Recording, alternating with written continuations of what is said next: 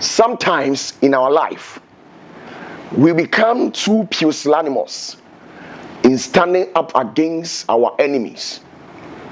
When we feel so much discouraged and disappointed, when we have tried everything, all the possible means generated, and it has all failed us. Let me tell you something.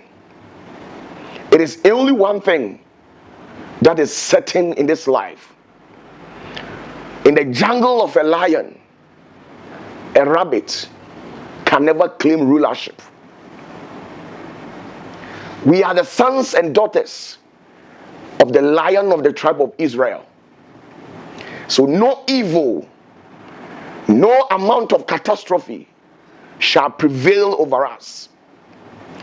He's seated upon the high heavens, and the earth here is his footstool.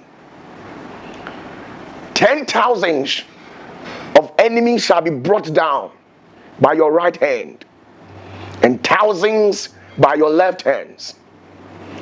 Keep focus and make God the center of your life, and the Holy Spirit will cause men and women from the four physical quadrants of the earth to favor you in life. God bless you and bless you so much.